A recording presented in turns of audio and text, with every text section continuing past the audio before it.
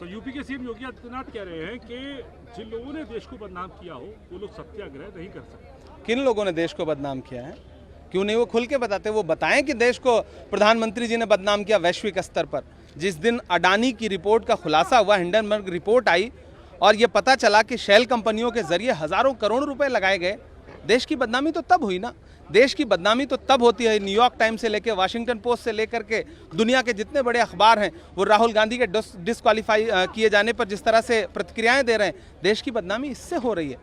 देश की बदनामी कौन कर रहा है? वो परिवार जिसने इस देश को बनाया, संवारा, लोकतंत्र स्थापित किया, उस देश पे आप, उस परिवार पे आप आरोप लगा रहे हैं कि वो परिवार देश का अपमान कर रहा है। मुझे लगता है कि भारतीय जनता पार्टी के नेताओं को बोलने से पहले इतिहास और तथ्य दोनों के बारे में सही से जानकारी हासिल करनी चाहिए।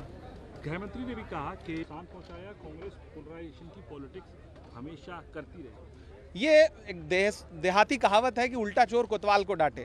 कांग्रेस ने हमेशा मोहब्बत की पॉलिटिक्स की, एक दूसरे को जोड़ने की पॉलिटिक्स की।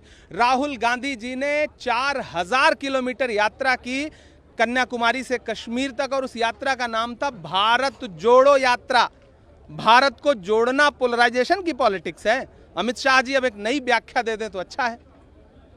ये भी उन्होंने कहा कि जो माइनॉरिटी को रिजर्वेशन दिया गया वो कॉन्स्टिट्यूशन के हिसाब से नहीं था।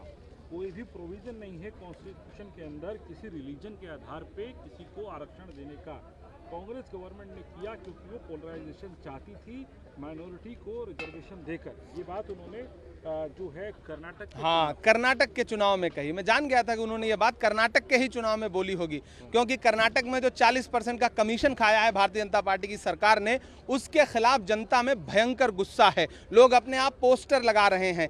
येदियुरप्पा जैसे मुख्यमंत्री को भ्रष्टाचार की वजह से भारतीय जनता पार्टी ने सदन से जब हटाया, मुख्यमंत्री पद से हटाया, तो वो विजुअल पूरे देश ने देखा था कि किस तरह से कर्नाटक विधानसभा की फर्श पर, जमीन पर येदियुरप्पा जी निढाल होकर के बैठे हुए हैं। क्यों हटाया था अमित शाह जी, ये बताइए। आज उससे ध्यान हटाने के लिए आप रिजर्वेशन, पोलराइजेशन कुछ भी कर लीजिए, लेकिन इस बार कर्नाटक से भारतीय जनता पार्टी की सरकार प्रचंड अल्पमत से जा रही है।